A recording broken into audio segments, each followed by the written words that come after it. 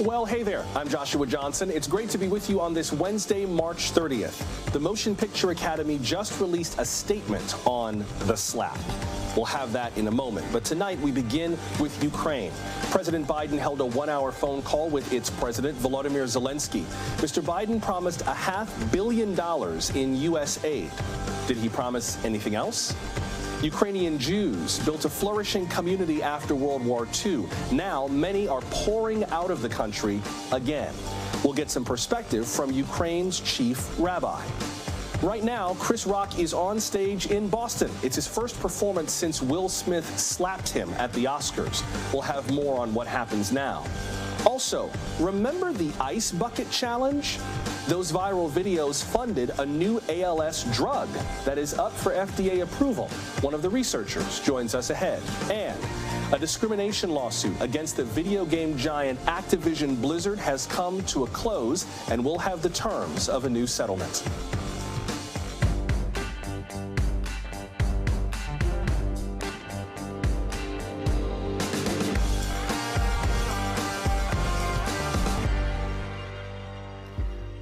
More help is on the way to Ukraine. This morning, President Biden told Ukraine's President Zelenskyy to expect $500 million in economic aid. Mr. Biden made that pledge during a one-hour phone call. The White House says they also talked about American efforts to deliver military and humanitarian aid. President Zelenskyy tweeted that they talked about specific defensive support along with a new package of enhanced sanctions. The phone call came as Russia said it is scaling back its military operations near Kyiv. The U.S. and other Western leaders say they are openly skeptical of that. Pentagon spokesperson John Kirby says Russian troops are heading north to regroup in Belarus. If the Russians are serious about de-escalating, because that's their claim here, then they should send them home. But they're not doing that, at least not yet. So that's not what we're seeing. Quite the opposite, it seems. Today, local officials reported new attacks on the outskirts of Kyiv. The continued fighting may be covering up doubts about Russia's next move. The White House claims that there is serious tension and mistrust between Vladimir Putin and his defense minister. The intelligence apparently indicates that Putin's aides have been feeding him bad information about the war. According to the administration, they're afraid to level with him. Let's begin with NBC's Ali Arouzi in Lviv, Ukraine, near the border with Poland. And Ali, what does this mean, this accusation, this claim from the U.S. government that Putin is not getting the whole truth about what's happening where you are?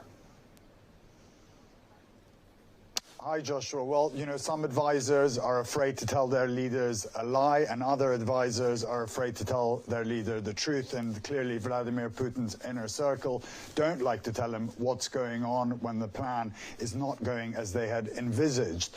That could be a sign that there are cracks emerging within the Kremlin, that there is a lot of finger pointing going on there. We heard Vladimir Putin say last week that no conscripts were being sent to Ukraine, but we've learned that conscripts are being sent here and they've been killed here.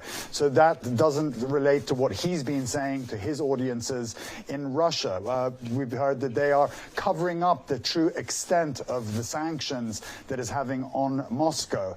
They're not telling him how much Moscow is being isolated from the world. But it's also hard to imagine that Vladimir Putin doesn't know what's going on. I mean, we can all see that this invasion hasn't gone to plan. And after all, he was an ex-KGB agent whose job would be to know exactly these things. So it is kind of confusing what's going on in Moscow. But clearly, things are not going to plan, and everybody is blaming each other for that in the Kremlin.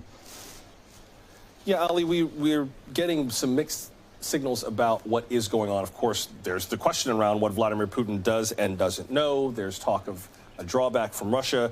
We just got a translated statement from Anton Gerashchenko, who's an advisor to the Ministry of Interior, saying in part, Putin will not excuse Ukrainians for his humiliation, saying that they are 100% dependent on the supply of weapons and ammunition from the West, and also saying that they would like for the West to just give them heavy weapons and that they will stop Putin and his army. What more do we know about what's happening on the ground with this de-escalation, realignments? Like, how clear a picture do we really have?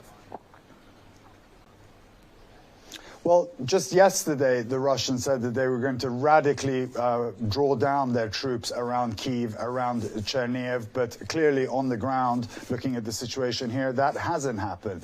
They continue to bomb Kyiv and the suburbs of Kyiv. There have been heavy fightings in the suburb of Irpin, where the Ukrainians say that they have regained control of the perimeter of that area.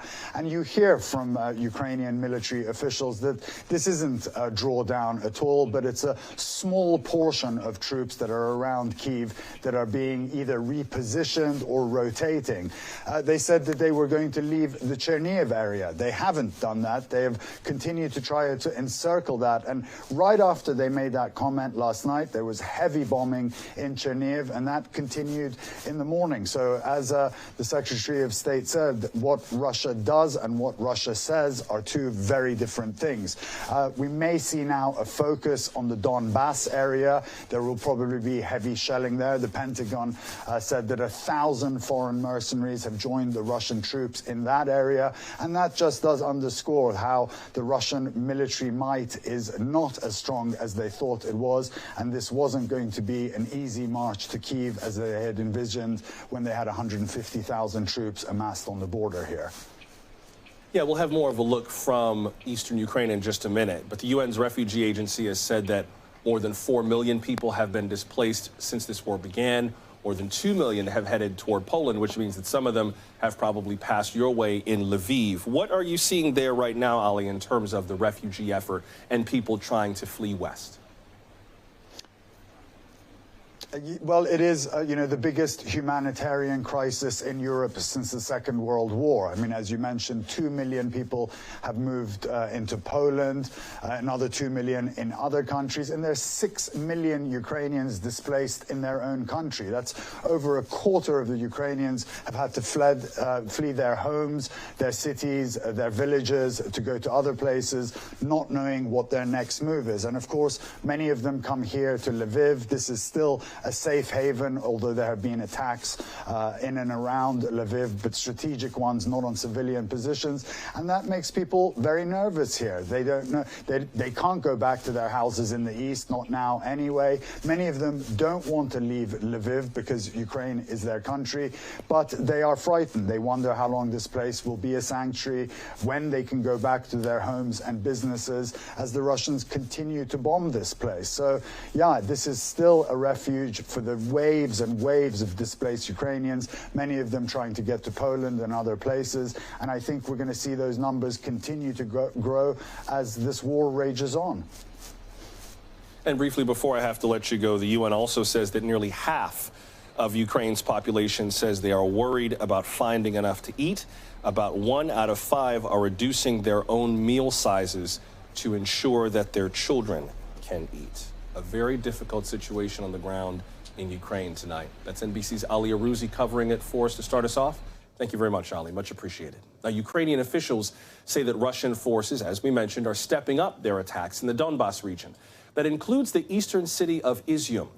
Weeks of fighting have rendered Izium nearly unreachable, and that may only get worse. From our partners at Sky News, correspondent John Sparks takes us there. On the road to Izium, there is a sign which reads, "Russian soldier, you've been sent to hell."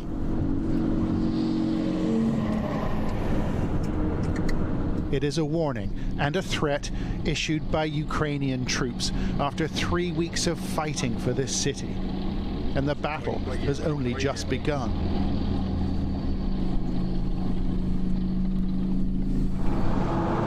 Amid the diplomatic chatter, the talk of de-escalation and mutual trust, we saw Ukrainian troops getting ready, digging in and re-equipping for the difficult days ahead. They are fortifying the local road system, building barricades with concrete and blocks of granite, and we have seen hundreds of troops perched on the top of armored vehicles moving up to the front. I mean, the fighting there has been intense, but it's clear the Ukrainians expect it to intensify. The city of Izium is now unreachable, and the villages that surround it have been flattened by Russian artillery and airplanes. There are bomb craters here as big as a house. Yet the mood of Ukrainian troops is high. Russia's much vaunted military seems to instill little fear. They will not pass, says an engineer, who also swore at Vladimir Putin. Then the Russian military reminded us they weren't very far away. Я вам скажу, коли сюди буде летіти. Успокойтеся, наслаждайтеся життям, природою. Their boundless confidence came as something of a surprise, despite weeks of intense combat. These men were not afraid. Do you feel vulnerable in one of these things? I mean, there are Russian planes circling overhead. По барабану. It's solid. Геть все. Штучка хорошая. Хай летают. Все равно скоро самолетики с танчиками имеют свойство заканчиваться вместе с солдатиками. А там же будем балакать. Трошки по-другому. They may feel confident of victory, but many here are scared. We've seen hundreds of local residents heading west in their own self-organized convoys. But that's not an option for the people of Izium. It's encircled by the Russians, with some 20,000 stuck inside. We met a man who managed to escape Izium by foot. He didn't want to reveal his identity. His relatives remain in the city. Конечно, понимаешь, когда оно вокруг тебя так постоянно едет, эти танки, бухают, они планомерно расстреливают город, понимаешь, даже не задумываясь, что там даже. He left the city as a member of a group of 8, swimming through an icy river, then walking for miles. По пути под обстрел попали, ну ничего, слава богу. Все в воронках, эти грады торчат. Нормально. Все живы, слава богу. The damage is extensive, touching everyone and everything. And the positioning and appeals of the negotiating teams feel very far away. John Sparks, Sky News, on the outskirts of Izium, eastern Ukraine. Among the many people fleeing Ukraine are many Ukrainian Jews. World War II brought years of anti-Semitism, but the community had begun to rebuild. Jewish aid organizations say an estimated 200,000 Ukrainian Jews were thriving, including President Zelenskyy. His family members were Holocaust victims. Then came Russia's invasion, and now, after years of building up their lives in Ukraine, thousands of Jews are fleeing their country again. Joining us now from Budapest, Hungary, is Rabbi Yaakov Blech. He's the chief rabbi of Kyiv and Ukraine. Rabbi, welcome. We're glad you're with us. Yeah, hi there. How you doing? I'm well. I wonder how you're doing as well, when particularly what you've been doing since the war broke out in Ukraine. Well, you know, things are changing and moving. Even though the war has only been going for, a little bit over a month, but I would say the challenges and the projects, the activities that we're doing have been changing as the war moves on. We didn't dream when the war started that we would be doing the things that we were doing later. So now things are basically a lot quieter than they were 2 weeks ago. When we started, my first concern, I would say, was really to evacuate my community, which I, tried to do, before the war started, but it only happened once the war actually started. But immediately we figured out that we can't just concentrate on our community, and we have to concentrate on the greater community. So we started doing buses and evacuations to the border almost every single day. And now that has trickled and trickled and trickled, so that we're doing every other day now. Before I get deeper into what's going on, can you just explain for those of our viewers and myself who are not Jewish what your role as a chief rabbi involves? What is a chief rabbi? Basically, I would say it's the representative of the Jewish religious community to the government, to lobby the interests of the religious community before the government, and to bring back the messages of the government, government relations. That's one. Number two is interfaith relations with other religions. And number three is to try and help maintain the infrastructure for Jewish religious life within the country. Forgive my ignorance about Judaica, but at least here in the U.S., we tend to think of Jewish communities as Reform, Orthodox, Conservative. Does the Jewish community in Ukraine involve those many different strands of Judaism, or what's its composition like? Well, the United States is much different than the European model. It's much more liberal and democratic in general, and there is no central authority, no central rabbinic authority. So it's almost every community to its own. In Europe, there's a greater tradition of having the communities united under a flag and having a chief rabbi that represents the community. So even though there's like one conservative community in Ukraine and there are a number of reform communities, but they're basically seen and felt as representing their members only, whereas the greater community is sort of, all together in the, we don't really have the labels in Ukraine the way they have them in the United States. My mother always said labels stick. So, but there is a reform community and there is a conservative community as well. And we're in contact. We certain things we're coordinated in as well. I see. Thank you for the explanation. That's helpful to me. Yeah. In terms of coordination, you, as I understand it, have also been in contact with Ukraine's President Zelenskyy. What have those conversations been like, and are there particular needs or concerns that you've been communicating to President Zelenskyy on behalf of Jews in Ukraine? It really was initiated by the president. It wasn't initiated by me. The president reached out to me asking that the Jewish community pray for the success of Ukraine and for peace. So this was something that was very, very, first of all, it was surprising to me. I didn't expect it.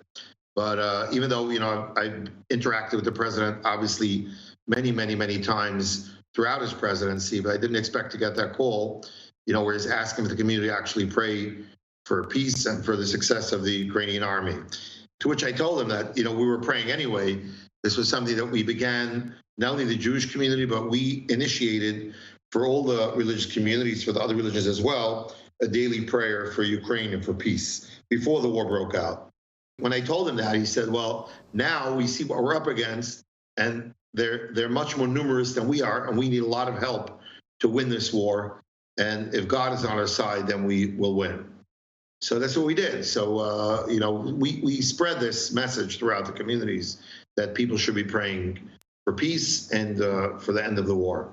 Now, obviously, I'm sure you've heard this, that if Russia stops fighting, there'll be no war. If Ukraine stops fighting, there'll be no Ukraine. So in order for Ukraine to exist after this war, we need a resounding victory. What do you make of the role of the Jewish communities in Ukraine in all of this? I mean, it's one of the first things that Vladimir Putin alluded to when Russia invaded, this idea that he was going to denazify Ukraine, which on its face seemed a little strange because President Zelenskyy is of Jewish descent. However, there has also been, not to lend credence to what President Putin said, but there have been neo-Nazi groups that have been active in Ukraine, including a group called Azov, which has partially been kind of integrated in some of Ukraine's National Guard, but still has a presence in the country. What is your sense of the role that rhetoric in particular plays in all of this? This myth about the denazification of Ukraine is something that the Soviets, the Russians began this during and after World War II. Even though there were Ukrainians that collaborated with the Nazis, I'm not taking that away. However, to label the Ukrainian people as fascist and Nazi sympathizers, etc., this is something that was begun as part of the Russian propaganda campaign against Ukraine many, many years ago. Putin is just continuing that, this propaganda about Ukraine being all fascists and Nazis. The fact is that I think that Ukraine has less anti-Semites and less anti-Semitism than Russia has. I think that Ukraine has been very, very good to the Jewish community. We've lived very, very peacefully together as part of society. And even if there is, a fringe within the society, which is basically a result of democracy, which you have everywhere, including the United States, you will always have the extremists that, in the United States, we will respect the freedom of speech when people say absurd, and terrible things. In Europe, they're not as liberal with the speech. However, part of the democracy is the fact that you're going to have people express things that you don't agree with, and some of them are going to be terrible things, and some of the things may even smell of fascism, and some of the things may be respecting people that were terrible people or fascists or Nazi collaborators. It's just part of democracy. However, to Ukraine's credit, we must say that these people have never, ever gained any representation in parliament, which means they never even passed the barrier of elections to get representation in parliament. And even if it is a small percentage, for Putin to go and say he has to denazify Ukraine is total absurd, it's cynical, and it makes no sense. I mean, especially due to the fact that, as you said, the president of Ukraine is of Jewish descent, and he won with a 73% vote, which is the highest ever percentage of any president since Ukraine gained its independence 30 years ago. And, the Minister of Defense is Jewish as well. And, it doesn't even play a role within the true democracy, what a person's faith or ethnicity is. And that's, I think, one of the greatest things that Ukraine can show is that they have matured, that their democracy has matured. That's something that's very important. And President Zelenskyy doesn't hide his Jewishness. He's not embarrassed of it. He's proud of it. And people respect him for it. I'll finish with a very short thing. I was asked by Ukrainian television 2 days ago about the fact that President Zelenskyy has compared what's happening in Ukraine today to the Holocaust. Indeed, I'm in Budapest, where there's a memorial to the Holocaust to Jews who were killed on the Danube River, and someone put a pair of shoes marking the Ukrainian children that are being killed near the shoes that are there for the memorial of the Jews that were killed in the Holocaust. And they asked me if I think they can be compared. And I told them the Jews are very sensitive about that. But one thing I can say, if Hitler would have been stopped after killing 1,000 Jews, we wouldn't have gotten to 6 million. So it's important now when, Putin, who is indiscriminately bombing civilians, that he should be stopped now, and that we shouldn't, God forbid, have to ever make any memorials to people who are killed and who are being killed in Ukraine more than, unfortunately, we have already suffered. Ukraine's Chief Rabbi Yaakov Bleich. Rabbi, thanks very much. Thank you so much. Have a good night. Let's shift gears to the Oscars. Many of you contacted us wondering, perhaps doubting, if the Academy would take action against Will Smith for slapping Chris Rock. A new statement from the Academy says it is considering that. The Board of Governors says Mr. Smith violated its code of conduct. Here is the statement the Academy released this evening. I'll read it in full. Quote, consistent with the Academy's standards of conduct, as well as California law, Mr. Smith is being provided at least 15 days' notice of a vote regarding his violations and sanctions, and the opportunity to be heard beforehand by means of a written response. At the next board meeting on April 18th, the Academy may take any disciplinary action, which may include suspension, expulsion, or other sanctions permitted by the bylaws and standards of conduct.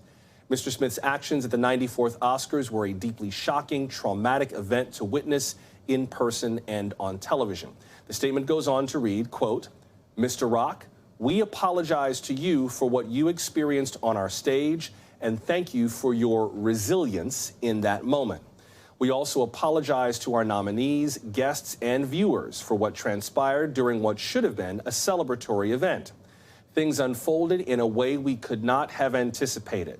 Now, this is the key sentence. Watch. Quote, while we would like to clarify that Mr. Smith was asked to leave the ceremony and refused, we also recognize we could have handled the situation differently, unquote. That's the statement from the Academy, and that's the big headline from the statement.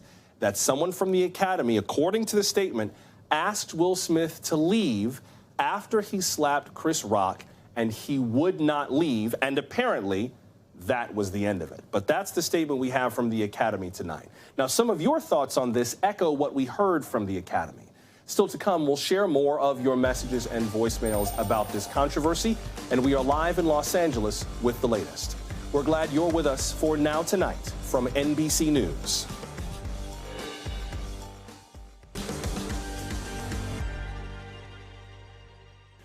What will happen to Will Smith for slapping Chris Rock at the Oscars? Turns out he could face suspension or expulsion from the Academy. Its Board of Governors met today, and it says that Mr. Smith violated its standards of conduct. Now, a disciplinary process is underway. The Academy says Will Smith will be given notice before any action is taken, and he will have a chance to respond. NBC News obtained an email suggesting that process could take weeks. A statement from the Academy released today says that Mr. Smith was asked to leave the ceremony after the slap, but he refused. The board added, quote, "We also recognize we could have handled the situation differently," unquote. Meanwhile, Chris Rock is on stage tonight, right now, in Boston. He's doing 2 shows at the Wilbur Theater as part of his new stand-up tour. It is his first show since the Oscars. NBC's Maura Barrett joins us from Los Angeles with more. And Maura, if you could tell us a little more about this meeting of the Academy board members, who the discussions will be among, and what the possible outcomes could be.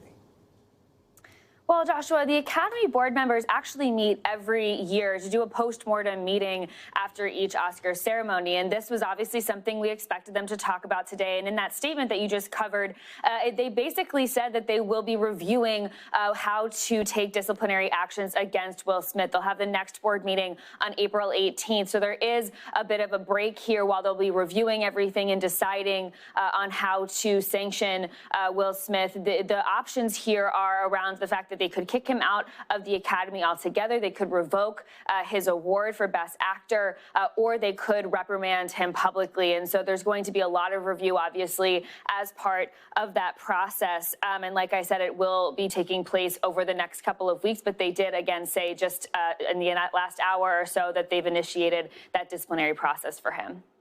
We also heard, Maura, from Amy Schumer, who was also a co-host. What is she saying? Well, both Amy and Wanda Sykes expressed feelings of feeling physically sick. Both of them are talking about how they still feel traumatized from the situation. Amy Schumer posted in an Instagram post that's now been deleted, but part of the caption originally read that she's still triggered and traumatized. "I love my friend Chris Rock and believe he handled it like a pro. I'm still in shock and stunned and sad, waiting for the sickening feeling to go away." And this is something that while the Academy had talked extensively about, they were outraged and upset by how this incident had overshadowed the work of the entire industry. It obviously also overshadowed everything these hosts, these other comedians were doing. And that's something that Wanda Sykes expressed in that interview on The Ellen Show today, that she felt, she suggested she was annoyed that she didn't get an apology from Will Smith. But she did say that Chris Rock approached her at a party after the fact and did immediately apologize, saying that he didn't want to take away the conversation from her, Amy Schumer, and the other comedian that was hosting as well. And so this is something that we're going to have to watch from both from Will Smith and Chris Rock going forward as he performs at Boston tonight, Joshua.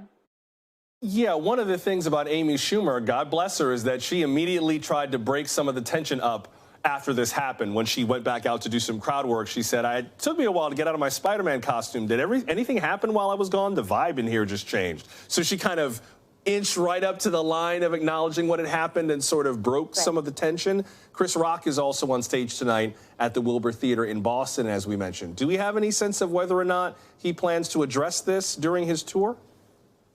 Now, we didn't receive any prepared remarks or any plans for what he was going to say ahead of the show tonight. I will say the shows have been completely sold out. I just checked one of the third-party vendors that you can buy tickets on still for resale, and some of them are up to more than $1,000 a ticket. So obviously, everyone is looking to hear from Chris Rock on this, and we have a team inside, and they were actually, their phones were taken away from them. So we haven't gotten any correspondence from inside, but it does appear that one of our NBC Boston reporters, one of our colleagues there, for the local affiliate must have stepped away and tweeted. He said that Chris Rock apparently said, "I'm still processing what happened." And when he walked out to open his show, he jokingly asked the crowd how their weekend was, because obviously we're all watching him this weekend. So I think as we hear more coming out of the show, once it ends tonight, we might get better clarity on how he's going to address this going forward, and if we'll hear anything from him in a more public setting. Joshua. Yeah, Eli Rosenberg, one of our reporters with NBC 10 in Boston, said that his show started with multiple standing ovations and that he was dressed all in white and asked the crowd, "So how was your weekend?" And that was the tone setter for the event. Maura, before I have to let you go, has there been any more conversation in Hollywood about the nature of the Oscars overall? I mean, this was supposed to be a very different kind of Oscar ceremony. Will Packer executive produced it. A lot of it felt very culturally different, from the very upbeat In Memoriam to some of the musical performances. I know people who are still buzzing over Megan Thee Stallion and Luis Fonsi performing We Don't Talk About Bruno from Encanto. What's the overall read on what this means for the future of the Oscars? I think that's still a really big question mark, right, Joshua? Because even going into this Oscars, they had made a lot of changes reportedly to make up for some of the lackluster ratings that had hit the scene last year in the middle of COVID. But there was a lot of buzz, like you mentioned, going into the Oscars about a lot of the new types of films we were seeing, the difference between broadcast and the box office and streaming, and the wide variety of the music performances we saw. And this, again, like the Academy pointed out, really took away from everything that the show was trying to put on. And so that's why you see that frustration coming from the Academy. And while they'll likely take those disciplinary actions to set a standard going forward, but it really remains to be seen how they try to adjust anything like this for the future. Yeah, and let me just correct before I get in trouble with Becky G stands. It was Becky G, Luis Fonsi, and Megan Thee Stallion performing We Don't Talk About Bruno. I do not need those tweets tonight. Thank you, Maura. That's NBC's Maura Barrett with the latest on the Oscars from Los Angeles. Now, last night, we shared some of your stories and thoughts about the slap. Many viewers had different opinions about what kind of punishment Will Smith should face, if any. Sue says it doesn't matter. Here's what Sue left in our inbox. Will Smith was out of line. We all know that. Whether they give him a fine or take away his trophy is not going to change the situation. But he really does need to think about the consequences of what he did on national TV and hopefully not repeat them. Sue, thank you very much for sharing your thoughts with us. Now, some of you said that Will Smith's actions were justified and that Chris Rock was in the wrong. Linda writes, I believe Will's response was appropriate given his wife's medical condition. She was obviously uncomfortable about it. We do not know the personal conversations that had taken place between man and wife. This was a simple slap, not a beatdown. I believe all this follow-up is overkill. Linda, thank you for that. And Noreen is among those who say there's plenty of blame to go around. Although I don't condone violence in any manner, and I think Will Smith could have handled it better privately afterwards. But I think Chris Rock should apologize, and I don't see anywhere where he's apologizing for using that kind of a joke. Thank you, Noreen. And by the way, speaking of apologies, actress Yvette Nicole Brown recently tweeted what appeared to be an apology from Chris Rock. Maybe you saw it on social media when it hit the web, but it was not actually from him, and that tweet has since been deleted. Thank you for all these amazing thoughts and insights and questions. We always love hearing from you, and we'd love to hear from you again, because tomorrow night we'll be shifting gears and answering your questions about the January 6th investigation. The House committee plans to interview Jared Kushner tomorrow, but there have been lots of other developments this week. So, what questions do you have as this investigation develops? And what do you make of the committee's findings so far? Tell us. We are at NBC Now Tonight on Twitter, TikTok, Facebook, and Instagram. Leave us a voicemail, 888-575-2NBC. That's 888-575-2622. Or email us, nowtonight@nbcnews.com. Up next, we have an update on the Ice Bucket Challenge. Remember that from 8 years ago?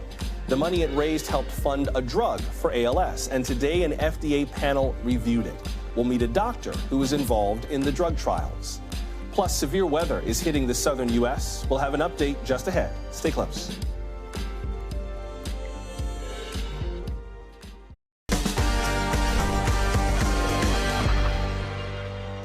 Remember the Ice Bucket Challenge a few years back?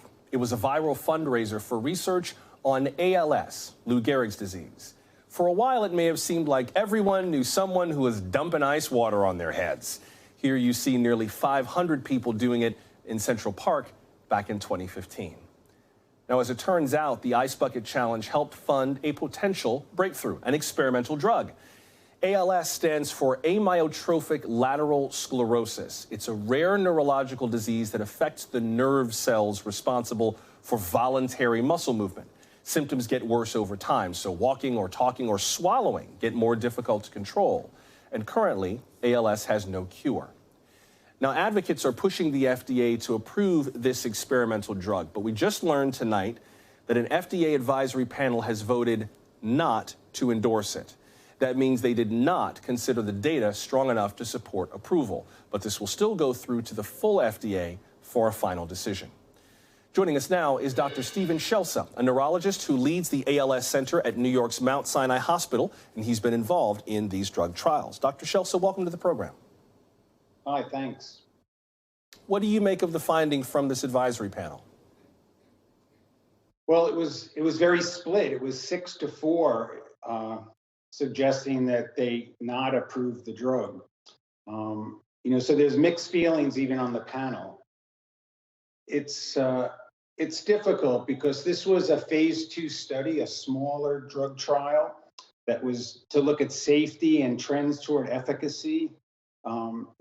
It was well designed, and it did show a treatment effect in the primary outcome measure, the ALS FRS, which is this functional rating scale we use to check various motor functions in the body, and it showed an effect, but usually these smaller studies need confirmation by a bigger, larger trial. And originally, Amylyx, the pharmaceutical company, was asked to start a phase 3 trial, a larger, more definitive, more statistically strong trial, and that's ongoing. And because of the great need of our patients to have effective treatments, because the treatments we have really just very modest benefit in slowing the disease.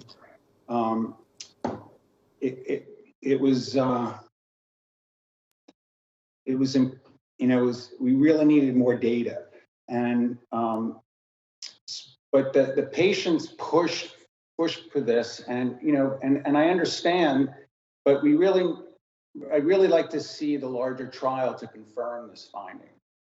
Yeah. Well, Doctor, I can understand, and I can tell you're disappointed by the advisory panel's vote, although granted, this does still go to a larger panel for a final decision. And we know this has been a long time coming. I mean, Pat Quinn, who was the co-founder of the Ice Bucket Challenge, sadly did not live to see his movement fund this potential new drug. Talk about how, for people who don't understand ALS, about how we treat ALS today and what the hope was for this medication, how that would advance the treatment. Well, years ago, decades ago, we had a drug, riluzole, that improved its survival by a couple of months, and that's still a very active treatment today.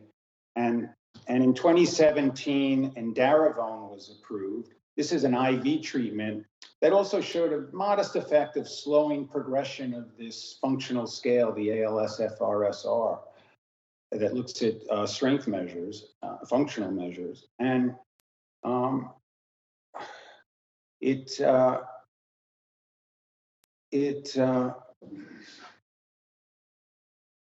sorry, I lost my train of thought. That's okay. You were describing that there had been some treatments that have been available for years and years. It sounds like what you're saying is that there's just been nothing really, yeah.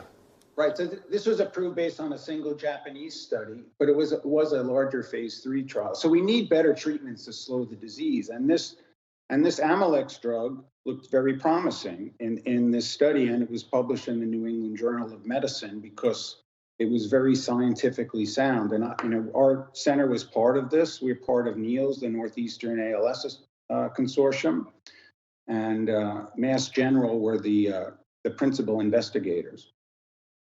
Yeah, I know I have to let you go in a minute, Doctor, but I just wonder what it's meant for you as a researcher and as a clinician to have this kind of public support behind this. I mean, the Ice Bucket Challenge was kind of a fad when it happened. People got a little more awareness of ALS and then life went on. But this is kind of what the internet can do when it's not deciding to share cat videos and viral memes and QAnon disinformation, right? This is like the part of the internet that everyone kind of dreamed the internet could be, very pro-social. What has it meant for you as a researcher to have this kind of public support? Well, I think it's great that the FDA is listening to patient advocacy groups and listening to patients now. And so they realize that patients who have an orphan disease, a rare disease without effective treatments, are willing to take more risks, and they're willing to even try drugs that may have marginal benefits. So that's why they really push for this. And it would be nice to see the FDA approve this with some sort of conditional approval. That approval will depend final approval will depend on the results of the larger phase 3 trial. And briefly, before I have to let you go, what's the next step in this? Is there anything that the research team can do to add more evidence for the full FDA, or is it kind of fully in the FDA's hands right now, before we go? No, I think the committee submitted its report, and now it's up to the FDA. I mean, but there was, in this drug, there was a clinical effect, and patients want it, and we'll have to see what the final decision is. Dr. Stephen Schelse of Mount Sinai here in New York. I appreciate you breaking this all down for us, sir. Thank you very much. Thanks. Before we move on, we would love your stories for another health-related story that we are working on, this time about the opioid epidemic. By all indications, it got worse during the worst of COVID. Tomorrow, we will look at some of the treatments for opioid addiction and the challenges of getting people treated. We'd like to know how the opioid epidemic has affected you. Perhaps you've lost someone you loved. Maybe you are in recovery. Or is there something you wish you could say to someone you love who's struggling? Tell us your story. We're at NBC Now Tonight on social media. Leave us a voicemail, 888-575-2NBC, or email us nowtonight@nbcnews.com. We would love to hear from you. We are keeping an eye on some very severe weather in the southern U.S. In Arkansas, a tornado ripped through the city of Springdale this morning. Check out this damage. It's about 145 miles northwest of Little Rock. At least 7 people were hurt. Much of the South is expecting more tornadoes, damaging winds, hail, and flash flooding. NBC's Blaine Alexander has more from Jackson, Mississippi. Hey, Blaine.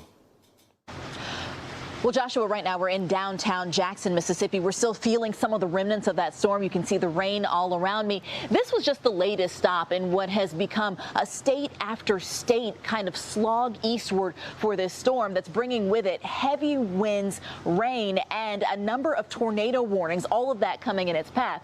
So what we've seen is that it tore across parts of the Midwest, parts of southern states as it continued to push toward the East Coast. Let's go back to Arkansas. We saw a number of damaged homes, damaged businesses overnight in Arkansas. 7 people at least injured, 2 of them critically. And so far in the storm's wake, some 80,000 people remain without power. Now, there are 2 things that officials are really looking at with this. One is the speed with which it's moving. They're saying that there's not going to be much lead up time, so not a lot of warning. Once it's upon you, it's going to happen very quickly. So that's why here in Jackson, even early in the day, they were warning people to have your storm shelter in place, have your plan ready, because as soon as that storm hits, you're not going to have a lot of time to try and figure out how to get safe. The other thing, the strong winds. Of course, we've seen a number of tornado warnings. This area where I am was under tornado warning for a bit of the afternoon, but not just the tornadoes or the reported tornadoes, but also those straight line winds. They're bringing hurricane force winds. That's why here in Jackson, we're already seeing reports of damage, reports of building damage. So this isn't the end. It's going to continue to move eastward. New Orleans is going to get hit. Alabama, parts of Georgia, even parts of Florida, all within the line of the storm. That's going to continue moving across the southeast throughout the night. Joshua. Thank you, Blaine. Do stay safe. That's NBC's Blaine Alexander reporting from Jackson, Mississippi. Gun ownership surged during the pandemic, but with higher sales came more accidents. Now, one company is trying to bring what it calls a smart gun to the market. It's designed to only allow an authorized user to fire it. Now, the concept's not new, but no one's been able to make this tech a reality yet. NBC national security correspondent Ken Delanian has the story.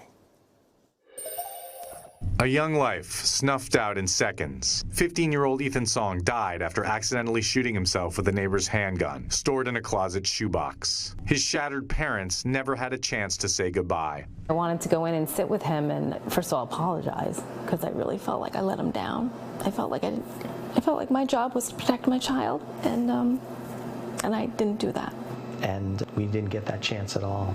The doctor said, it's too grotesque. You can't go in there. This weapon is designed to prevent such tragedies. So we did okay. Ginger Chandler is the chief technology officer at Lodestar Works, one of a few firms developing a so-called smart gun. We have 3 methods. We use biometric. There's a pin pad on the front of the firearm, and then the Bluetooth technology. It's Bluetooth, I see. Okay. Yeah, it just connects, and it's a bonded connection with your phone, and it gives you a way to unlock and lock. Gareth Glazer is Lodestar's CEO. You don't have to think about whether you put your gun in the safe. The safe is in the gun, and that's our technology. Companies have been promising smart guns for years, but it turns out the technology that works on our phones doesn't work as well on guns. But Lodestar says it will be ready. So when I hear people say, I don't trust technology, I say, well, would you take a horse and buggy to work today? No, you drove a car, which is full of technology. That's one answer, is that technology, although it's not perfect, is pretty darn reliable. Lodestar is one of at least 2 companies trying to bring a smart gun to market after years of unsuccessful attempts. When Smith & Wesson floated the idea in the 1990s as part of a legal settlement, a boycott by gun rights groups nearly took down the company. A German firm tried again a few years ago, but a hacker showed how the gun could easily be unlocked with magnets. First, the technology isn't there yet. Larry Keene is the top lobbyist for the National Shooting Sports Foundation. He says his group is not opposed to smart guns, but is dubious that they are workable. If the battery fails and you cannot use the firearm in a time of need, someone's breaking into your house to commit rape, murder, whatever, that's a bad outcome if you have that firearm for self-protection. Lodestar's gun can be set to fire if the battery fails. The company acknowledges its tech is not quite ready for market, but says it's close. Lodestar says its smart gun would cost around $900 compared to a typical $600 handgun. But polls show many gun owners might be willing to pay a premium for more safety. We're proving that it works. You have a right and a responsibility to control your firearms, and you have a right to your firearm, but nobody else has a right to your firearm. And misuse of firearms is the major cause of what's going on right now in terms of gun deaths, whether they're stolen, illegally obtained, or misused even by accident. When Ethan Song's parents heard about the smart gun, they had a haunting thought. I was like, oh my God, that would have saved Ethan's life. My understanding of a smart gun is it knows the owner's fingerprint, and Ethan would not have had that fingerprint. That gun would have simply frozen his hand, and that would have been an amazing moment. It didn't happen for their son, but they hope it can happen for some other child. That was NBC's Ken Delanian reporting. In Southern California, contract talks are resuming to prevent thousands of grocery workers from walking out. This weekend, the United Food and Commercial Workers Union voted overwhelmingly to authorize a strike if necessary. That means they'll head to the picket lines if there's no progress in labor negotiations. The union represents roughly 47,000 workers from Central California to the Mexican border. A strike could take grocery clerks and meat cutters and pharmacists out of more than 500 stores. The workers are asking for a raise of $5 an hour, better safety standards, and better hours. They have been emphasizing the essential role that grocery employees have played throughout the pandemic. The union also authorized a strike back in 2019. They reached a deal after 2 months of talks. Now an update on Activision Blizzard, a top video game studio that's been under scrutiny. We've been covering the controversies for a few months now. Activision Blizzard is responsible for some of the world's biggest games, including Call of Duty, Candy Crush, and World of Warcraft. The company says it has settled a sexual harassment lawsuit for $18 million. The U.S. Equal Employment Opportunity Commission sued the company last July. The commission accused Activision of fostering a culture of, quote, constant sexual harassment. In a statement, Activision Blizzard says it will put that $18 million into a compensation fund. Anyone who worked there as far back as September of 2016 can submit a claim alleging sexual harassment, retaliation, or pregnancy discrimination. CEO Bobby Kotick released a statement calling this, in his words, an important step for employees. He added that the settlement ensures workers have the tools to speak up against harassment. Some employees and the Union Communication Workers of America say $18 million are not enough. So remember, we are looking for your questions about the January 6th investigation and also your stories about how the opioid crisis is affecting you. Some of you have already started sending them in. Thank you so much for that. Please keep them coming. You can send them to NBC Now Tonight and Twitter, TikTok, Facebook, and Instagram. Leave us a voicemail, 888-575-2NBC, or email nowtonight@nbcnews.com. We look forward to going through your questions and stories, but until we meet again, I'm Joshua Johnson. We'll see you tomorrow. Good night.